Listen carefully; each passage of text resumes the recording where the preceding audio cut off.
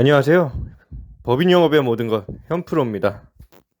안녕하세요. 법인 영업의 모든 것 현프로입니다.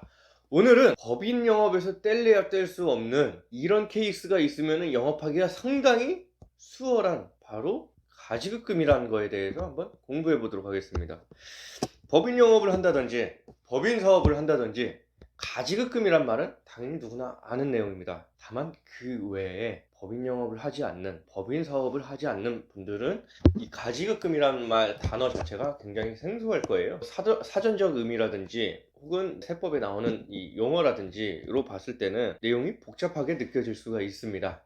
하지만 간단하게 설명을 드릴게요. 가지급금이란 말은 정확한 표현을 하자면은 주주, 임원, 종업원 등이 빌려간 단기 대여금, 줄여서 주임종 단기 대여금이라고 표현을 하고요.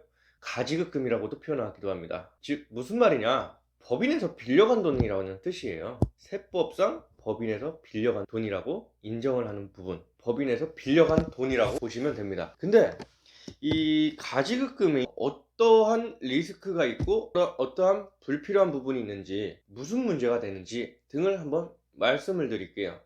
이 가지급금은 병적으로 표현하자면은 암적인 존재라고 저는 느껴지더라고요. 왜냐? 가령 가지급금이 법인에서 대표이사가 빌려간 돈이 10억이 있다 이거예요. 10억. 10억이 있으면은 대표자가 법인에다가 법적으로 4.6%에 대한 인정이자는 꼭 갚아야 됩니다.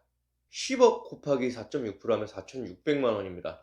이 4,600만 원을 과연 대표들이 법인에다가 실제로 매년 이자를 갚을 것이냐?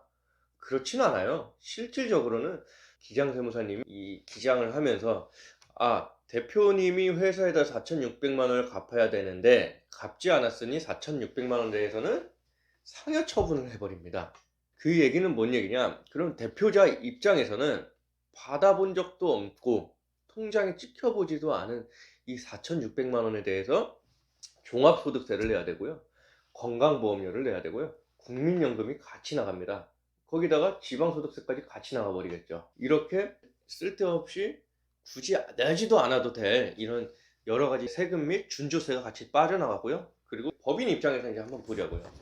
법인은 대표님한테 받지도 않은 4,600만 원에 대한 인정이자에 대해서 통장에 찍히지도 않았잖아요. 그럼에도 불구하고 법인 입장에서는 4,600만 원이 생겼다고 봅니다.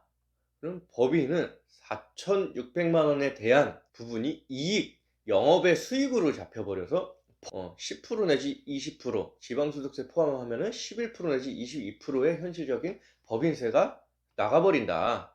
4,600만 원에 대해서 그냥 대충 20%를 잡았을 때 960만 원에 대해서 법인세는 내야 됩니다. 이렇게 되면은 법인 입장에서는 그게 당기순이익에 들어가고 법인세로 들어가 버리다 보니까 법인에 대한 기업 가치도 같이 올라갑니다. 생기지도 않은 이익에 대해서 이익잉여금으로 올라가 버리기도 하고요. 회사의 당기순이익으로 잡히다 보니까 순손익 가치에 들어가다 보면은 주식에 대한 값어치도 같이 올라갑니다. 가지급금의 문제는 이런 소소한, 사실 적다고 할 수 없는 이런 세금들이 매년 나도 모르게 빠져나가는 거예요. 이 4,600만 원에 대해서 법인세, 그리고 개인소득세, 건보료, 국민연금, 기타 이런 각종 세금들이 빠져나간다고 생각을 해버리면은 10억에 대한 인정이다 4.6%잖아요.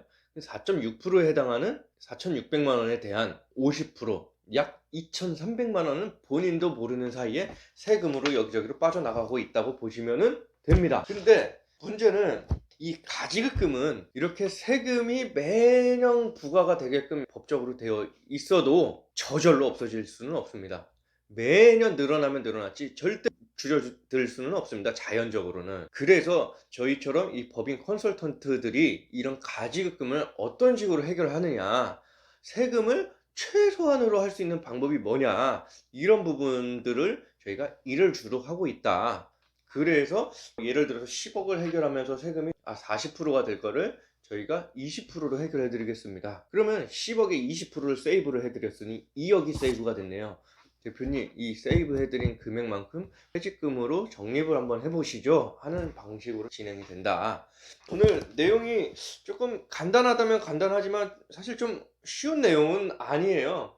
그럼에도 불구하고 법인 영업을 하기 위해서는 이 가지급금은 무조건 공부를 하고 가야 되며, 이 부분만 공부를 하더라도 법인 영업을 하지 않는 일반 FC 분들도 이 법인 대표님들 앞에서 많은 대화를 나눌 수 있고 또 설명을 할 수 있고, 그럼으로 인해서 이 법인 계약도 가능해지고 또 그걸로 인한 이 소득 창출도 가능하지 않을까 이렇게 생각이 듭니다. 오늘은 여기까지만 인사를 드리고요.